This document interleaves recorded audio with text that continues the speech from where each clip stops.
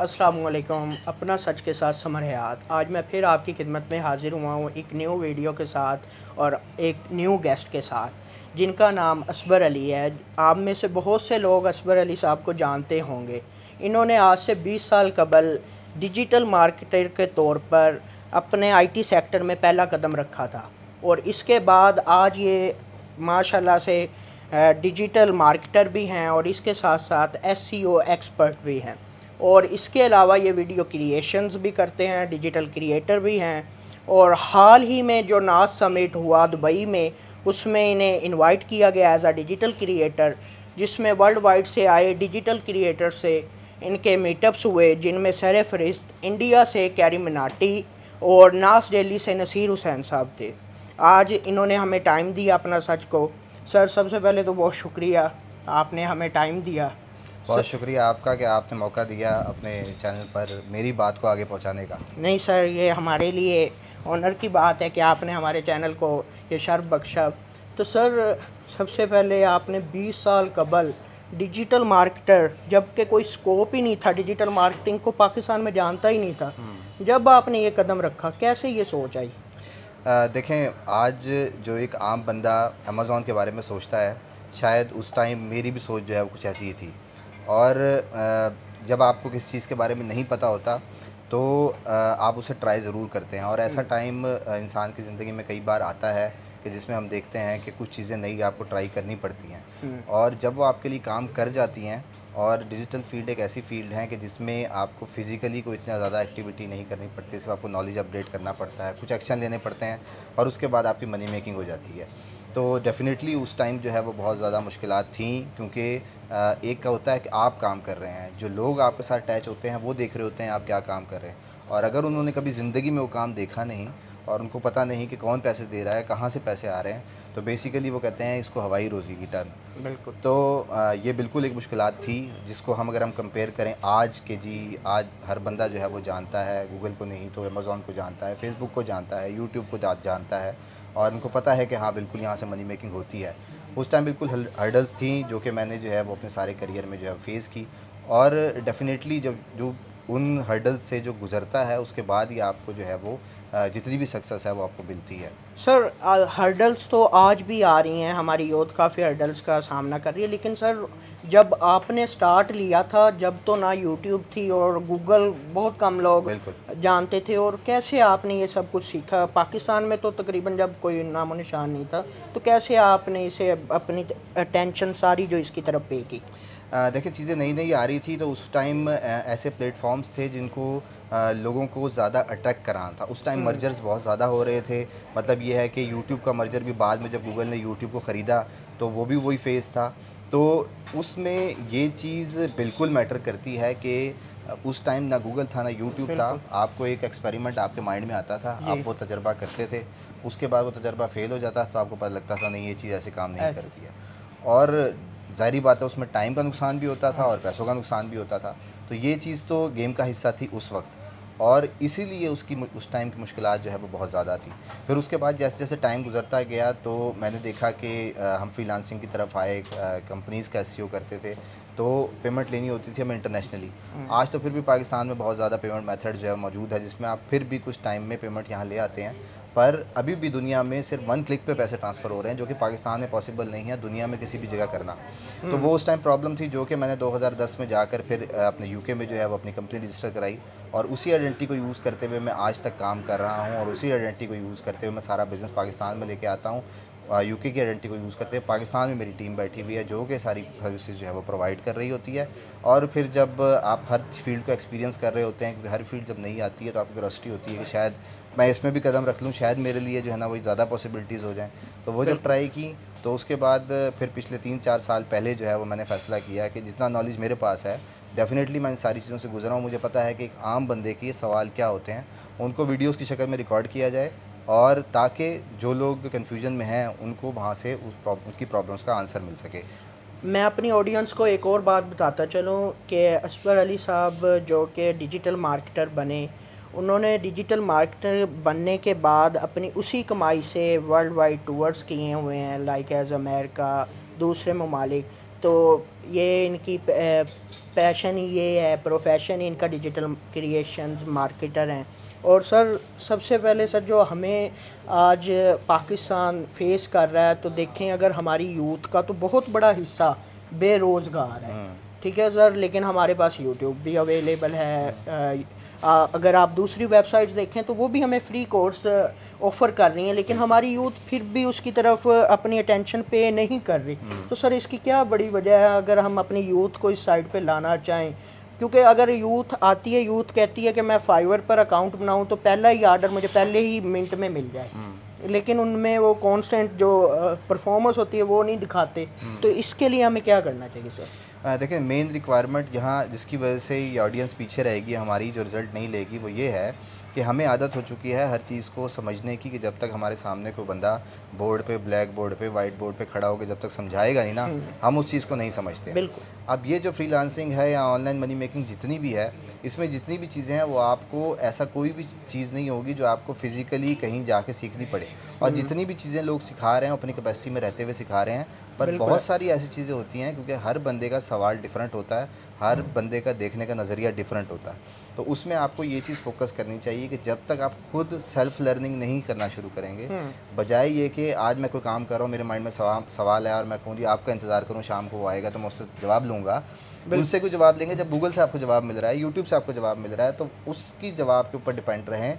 और फिर वही चीज़ कि ओवरनाइट जो आप पैसों में इंटरेस्ट रख रहे हैं, कोई भी चीज़ ओवरनाइट नहीं होती है, और अगर कोई ओवरनाइट बना रहा है तो ज़्यादा दिन तक नहीं बना रहा है। ये बिल्कुल एक लॉन्ग टर्म बिज़नेस है। जिस तरह हम एक नॉर्मल छोटी सी शॉप खोलते हैं, वो भी पहले दिन नहीं चलती, उसको भी टाइम लगता है, किस जगह ओपन हुई हुई है, अपनी क्रेडिबिलिटी बनानी पड़ती है, गुडविल बनानी पड़ती है, फिर रिजल्ट्स आते हैं। तो थोड़ा सब्र आपको करना पड़ेगा अगर आप जेन्युइन बिज़नेस करना चाह रहे हैं, क्योंकि बिज़नेस है, ये कोई ऐसी जॉब नहीं है कि जो 30 तारीख को आपको सैलरी मिल जाएगी और आप जो है ना अपना काम शुरू कर देंगे। बिल्कुल, हमें इसमें थोड़ा सा सब्र, पेशेंस रखना पड़ेगा, फिर ही हम कामयाब हो सकते हैं। तो सर आपको भी 20 साल का अरसा कम अरसा नहीं होता, जी। एक ज़िंदगी का बहुत बड़ा हिस्सा आपने इसमें वक्फ किया है। तो सर आपने जब स्टार्ट किया था, स्टार्ट करने के बाद आपको कैसे पहली कामयाबी मिली कि आपने कहा ओ भी यार अब बहुत अच्छा हुआ है, मुझे पहली कामयाबी मिली? देखिए, बिल्कुल जो पहली इनकम होती है आपकी, वो एक तो बहुत ज़्यादा ज़रूरी होता है जी। और जल्दी होना ज़्यादा ज़रूरी होता है। बिल्कुल। क्योंकि जिस तरह आप खुद बता रहे हैं कि हमारे लोगों में जो है वो सब्र नहीं है, डेफ़िनेटली जब मैं उस एज ग्रुप में था, मेरे में भी नहीं था, और मैं कहता था कि जल्दी से आ जाए। बिल्कुल। अब वो जल्दी से आने के लिए मुझे तकरीबन 6 से 8 महीने लगे। और मैं आपको बताऊं, लोग यकीन नहीं करते कि ऑनलाइन में पैसे कमाना आसान होता है, यानी कि आपको ऑनलाइन बना हुआ नज़र आ रहा है कितने डॉलर्स आपके बन गए। वो जब तक आप तक पहुंचते नहीं हैं, वो पैसा आपका नहीं है। इस बात को सबसे नंबर 1 पे ख्याल रखना है आपने, क्योंकि अगर आपका फर्स्ट एक्सपीरियंस है, आपको नहीं पता वो आपने गलत तरीके से कमाए हैं, सही तरीके से कमाए हैं। वो प्लेटफॉर्म जब आपको पे करेगा तो वो चेक करके पे करेगा कि ये पैसे सही बने या गलत बने। तो सेम इसी तरह मेरी पहली इनकम जो है वो गूगल एडसेंस से आई थी, अप्रॉक्सीमेटली को $100 की वो इनकम थी। और $100 जो होते थे उस टाइम, कोई भी डायरेक्टली बैंक में ट्रांसफ़र नहीं होती थी, ना वेस्टर्न यूनियन था उस टाइम। उस टाइम वहाँ से यूएसए से चेक चलता था आपका, सिंगापुर से, और वो बाय पोस्ट पाकिस्तान आया करता था, जिसमें लगते थे 30 दिन। अब आपने 30 दिन में जो है वो आपने काम किया, 30 दिन की इनकम हुई आपको, वो आपको 30 दिन बाद चेक की सूरत में आपके हाथ में रिसीव हुई। अभी भी पैसा नहीं है, अभी भी चेक में है वो। फिर आप जाते थे बैंक, वो बैंक जमा कराते थे, बैंक 1 महीने का टाइम लेता था उसको क्लियर करने में। तो जो आपने 3 महीने की कमाई की हुई होती थी, वो आपको 2 महीने बाद मिलती थी। और आज आप देखें तो आज तो फिर भी आपको कम से कम 30 दिन या 35 दिन वेट बिल्कुल, करना आज पड़ता है। हमारे दरमियान सादा पे है, दूसरे अगर पायनियर, जैज़ कैश और वेस्टर्न यूनियन बहुत सी एक्सचेंज बन गई। तो सर अब हम ज़रा आते हैं, आपने पूरी दुनिया को घूमे हैं, मुख्तलिफ़ लोगों से, मुख्तलिफ़ डिजिटल क्रिएटर्स से मिले हैं, वर्ल्ड वाइड मीटअप्स किए हैं। तो सर आपको एक मेन डिफरेंस क्या नज़र आता है? आप कैरी मिनाटी से भी मिले हैं, नसीर हुसैन जो नाज डेली से हैं उनसे भी मिले हैं, नाज समिट भी अटेंड किया है। तो सर आपको मेन जो डिफरेंस है पाकिस्तानी डिजिटल क्रिएटर्स में और वर्ल्ड वाइड डिजिटल क्रिएटर्स में क्या नज़र आता है? देखिए, बहुत बड़ा डिफरेंस मैंने देखा है। मैंने काफ़ी टाइम स्पेंड किया, वो 3 दिन का इवेंट था और उनमें पूरी दुनिया से जो है वो यूट्यूबर्स और कंटेंट क्रिएटर्स आए हुए थे। और डेफ़िनेटली जब आप ऐसे लोगों से मिलते हैं तो आपको बहुत कुछ सीखने का मौका मिलता है। उसमें सबसे मेन चीज़ ये थी कि एक तो वो किसी से भी जिस तरह यहाँ पे हम ग्रुपिंग कर लेते हैं कि ये उसका ग्रुप है, ये हमारा ग्रुप है, वो उसके ग्रुप के एंटी लोगों को प्रमोट नहीं करते, वो उनके लोगों को नहीं करते। वहाँ ऐसा कुछ भी नहीं है। सही। वहाँ हर किसी के लिए, चाहे छोटा हो चाहे बड़ा हो, सब कुछ करने के लिए तैयार हैं, नंबर 1 चीज़। नंबर 2, एक दूसरे को प्रमोट करने के भी ख्याल में है कि जी हमें एक दूसरे को प्रमोट करना चाहिए। लेट्स सपोज़ कि आप भी कंटेंट क्रिएटर हैं, मैं भी कंटेंट क्रिएटर हूँ।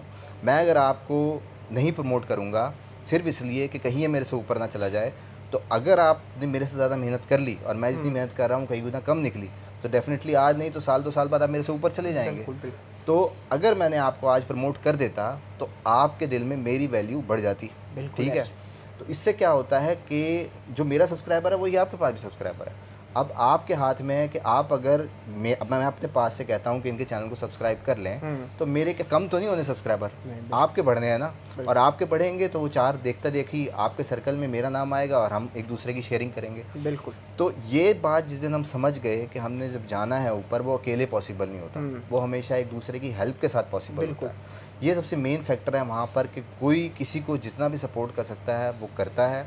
और दूसरी चीज़ ये कि कोई भी आइडिया छोटा बड़ा नहीं होता है। और तीसरी चीज़ ये कि किसी को कॉपी नहीं करना आपने। अगर आप किसी से इंस्पायर ज़रूर हों, पर कोशिश करें कि आप अगर आप उसी सेम आइडिया पे भी काम कर रहे हैं, तो अब आप जो अंदर जो नेचुरल चीज़ है, बजाय आप वो बन के वही चीज़ हरकतें करना शुरू कर दें कि उसका कंटेंट ट्रेंडिंग है, तो वो तो ट्रेंड सेट हो गया, बिल्कुल। उसको लोग उससे जानते हैं। जब आप आएंगे तो फिर आप में और उसमें फ़र्क क्या रहेगा? तो बिल्कुल। हर बंदे के अंदर एक खूबी होती है, वो अपनी खूबी को कैसे कैश कराता है ये उसके हाथ में है। सेम इस तरह जो है ना, ये चीज़ बड़ी डिस्कस हुई वहाँ पर कि लॉन्ग फॉर्म कंटेंट और शॉर्ट फॉर्म, यानी कि हम देखते हैं यूट्यूब पर बहुत बड़ी बड़ी वीडियोस बना करती थी, और अब हम देख रहे हैं कि रील्स आ गया, शॉर्ट्स आ गई हैं, ऐसे ही। टिकटॉक ने जो है ना वो सारा कुछ फैला दिया है। पर जो टिकटॉक का कल्चर था वो सिर्फ और सिर्फ इंटरटेनमेंट का था। अब जब हम रील्स पे देखते हैं तो वो आ जाता है इन्फॉर्मेशन की तरफ, बिल्कुल। कि आप 1 मिनट में वही बात जो आपने 5 मिनट में कहनी थी, वही फास्ट फॉरवर्ड में आप 1 मिनट में कह देते हैं, तो लोग उसको भी देखने के लिए तैयार होते हैं। बिल्कुल। तो किसी भी टाइप का कंटेंट हो, अगर आप बड़ी वीडियो नहीं बना सकते, छोटी वीडियो बनाएं। फिर दूसरा मिसकॉन्सेप्शन ये है कि जब तक मेरे पास अच्छा कैमरा नहीं होगा तब तक जो है ना मैं वीडियो नहीं बना बिल्कुल सकूँगा। ऐसे। तो ये जितने भी बड़े नाम हैं आप सुनते हैं, सारे के सारे जो है वो फ़ोन से वीडियो रिकॉर्ड करते हैं, और मैं भी जो है वो अपनी वीडियो फ़ोन से रिकॉर्ड करता हूँ। तो ज़रूरी नहीं है कि जब तक आपके पास अच्छा कैमरा होगा तभी आपकी वीडियो देखेंगे। आपकी बात में कितनी वैल्यू है ये मैटर करती है, ना कि आपके कैमरे में कितनी वैल्यू है, कितने महंगा आपने ले रखा है, वो मैटर नहीं करता। बिल्कुल। ये चीज़ें हैं। अच्छा सर, जो अगर हम डिजिटल क्रिएशंस की तरफ आना चाहते हैं तो हम यूट्यूब को तो फर्स्ट प्रायोरिटी देते हैं, लेकिन हम फेसबुक और इंस्टाग्राम को भूल जाते हैं, हालांकि वो भी हमें पे करती है। तो सर ये इसके बारे में हमें बताएं, क्या इसमें इसके लिए हमारे पाकिस्तान में ख़ास तौर में अवेयरनेस नहीं फैलाई जा रही? जिस बंदे जैसे कि आपने बताया कि सपोर्टिव नहीं है हम एक दूसरे के मामलात में, तो इसमें आप क्या बता सकते हैं, इसमें अवेयरनेस थोड़ी सी दें कि फेसबुक और इंस्टाग्राम भी हमें पे करती है यूट्यूब की तरह? बिल्कुल, देखें, जब कोई प्लेटफ़ॉर्म दुनिया में किसी भी प्लेटफ़ॉर्म पे इनकम दे रहा होता है, और अगर आप अपने मुल्क में रहते हुए अपने कंटेंट में एक्सपर्ट होते हैं, जिसकी एग्जांपल मैं ये देता हूँ कि लेट्स सपोज़ मैं टिकटॉक पे काम नहीं किया करता था, पर मुझे डायरेक्टली टिकटॉक ने कांटेक्ट किया कि आप यहाँ पर अपना कंटेंट बनाएँ। कंटेंट किस टाइप का बनाएँ? इन्फॉर्मेशनल कंटेंट बनाएँ, क्योंकि हमारे पास इन्फॉर्मेशनल कंटेंट की जो है वो कमी है। तो कहने का मकसद ये है कि लोग खुद आप तक पहुंच जाते हैं। अब जिस तरह हर बंदे को पता है कि यूट्यूब से मनी मेकिंग होती है, बिल्कुल। मनी मेकिंग फेसबुक से भी होती है, बिल्कुल। सिर्फ पाकिस्तान में नहीं होती इसलिए वो काम नहीं कर रहे। अब अगर आप यूट्यूब पे काम कर रहे हैं और वही वीडियो आप अगर फेसबुक पे भी अपलोड कर देंगे, तो उसमें आपका क्या जा रहा है? कंटेंट तो वही है, वहाँ भी शेयर करना चाहिए। अब लोग सिर्फ इसलिए नहीं करते कि हमें वहाँ से क्या मिलेगा, जब तक पैसे नहीं मिलेंगे काम नहीं करेंगे। अब उसका फ़ायदा ये मिलता है कि एक तो एशिया में जो फेसबुक की ऑडियंस है वो बहुत ज़्यादा है, तो इसलिए जो है वो जब भी कोई चीज़ शेयर होती है फेसबुक पर, तो यूट्यूब में क्या होता है कि हम कंटेंट तक पहुंचते हैं सर्च करके, बिल्कुल। फेसबुक में कंटेंट आप तक पहुंचता है थ्रू, क्योंकि वॉच में जा रहे होते हैं, हम नीचे करते जाते हैं, तो आपका कंटेंट जो है ना उधर में अंत में आ जाता है, तो इसलिए उसकी रीच जो है वो ज़्यादा होती है। और उसके बाद सबसे इंपॉर्टेंट चीज़ ये है कि जब आप अच्छा काम कर रहे हैं, फेसबुक में कंटेंट डाल रहे हैं, आपके पास व्यूज़ आ रहे हैं, तो फेसबुक खुद आपके लिए मोनेटाइजेशन अपॉर्चुनिटीज़ दे देता है, अगर आपकी कंट्री में नहीं है तो भी। तो उसके प्रोसेसेस होते हैं कुछ, वो जब आप निकलेंगे, आपको रीच आएगी, तो आपको खुद ही सोल्यूशन जो है ना मिलना शुरू हो जाएंगे, लोग आपको कांटेक्ट करेंगे, कोई आपको मोनेटाइज़ करवा के दे देगा। पर शर्त वही है कि पहले आपका कंटेंट वायरल टाइप या आपके पास ऑडियंस होनी चाहिए, तो फिर आपको मोनेटाइजेशन के लिए कमाना है। इसकी एग्जांपल यही देता हूँ मैं कि लोग कहते हैं जी अच्छा जी मैंने यूट्यूब बना लिया, 4 वीडियोस बनाई हुई हैं, अब इसके ऊपर एड्स लग जाएँ, ठीक है, वो उसके लिए फेक सब्सक्राइबर भी खरीदते हैं, फेक वॉच टाइम भी खरीदते हैं। ऐसे। अब ये दोनों चीज़ें आपने ख़रीद ली, हाँ। मोनेटाइज भी हो गया, अब वीडियो के ऊपर व्यूज़ आ रहे हैं आपके 10, 20, 50, 100, तो मुझे बताएं वो इनकम एड्स बंदा लगाने का क्या फ़ायदा जब आपके पास इनकम ही नहीं हो रही। तो जिस चीज़ पर आपने पहले फोकस करना था उस के ऊपर आपने फोकस नहीं किया, आपने पैसों को प्रायोरिटी। जब भी आप पैसों को प्रायोरिटी देंगे तो आपका प्रोसेस जो है वो स्लो हो जाएगा, तो इसलिए आपने कंटेंट पे फोकस रखना है। बिल्कुल।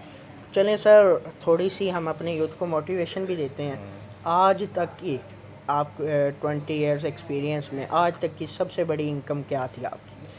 देखिए इनकम तो फ्लक्चुएट करती रहती है, अप डाउन रहती है। मैं बेसिकली तकरीबन 12-14 साल से एज अ टीम काम कर रहा हूँ, और ये लोगों को सुनते हुए हैरानगी भी होगी कि मैं डिजिटल मार्केटिंग की टेक्निकल फील्ड के साथ रिलेटेड हूँ, पर मेरे पास एक भी डिग्री आईटी की नहीं है। ठीक है, वो सारी की सारी चीज़ें जो है मेरे पास डिग्री आईटी की नहीं है। मैं अपने आप को कैसे यूटिलाइज़ करता हूँ, मैं एक अच्छा मैनेजर हूँ, मतलब मुझे लोगों के साथ डील करनी आती है।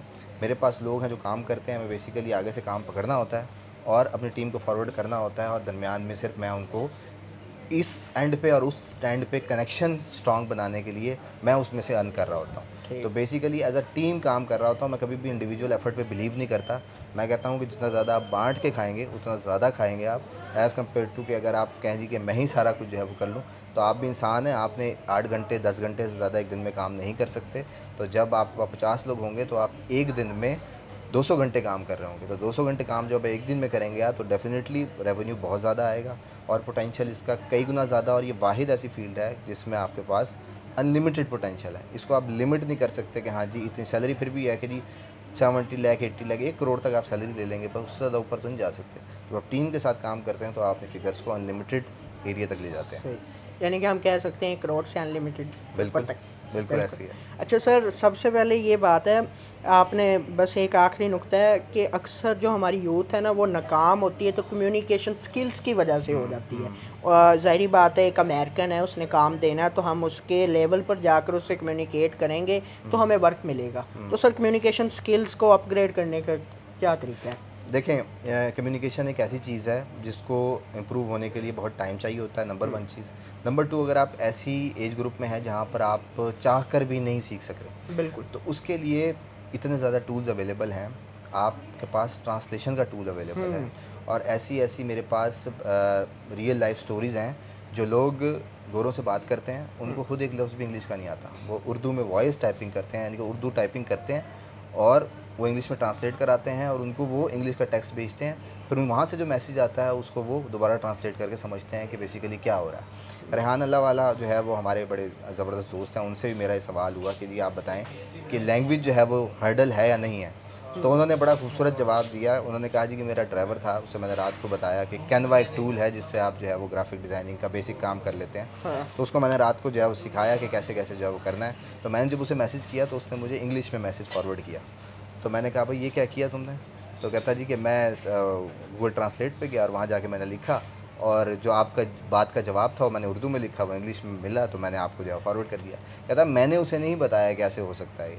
तो उसके अंदर क्रिएटिविटी थी, तो उसने वो कम्युनिकेशन गैप को ख़त्म कर लिया, और मेरे लिए शॉकिंग था कि वो ये काम जो है वो कैसे कर रहा है। तो ये चीज़ जो है वो बड़ी इंपॉर्टेंट होती है आपके लिए कि अगर आप किसी चीज़ को अपने लिए हर्डल्स बना लें तो वो आपके लिए हर्डल है, बेसिकली वो हर्डल नहीं है। अगर आप उसका सोल्यूशन निकालेंगे तो फौरी सोल्यूशन अवेलेबल है।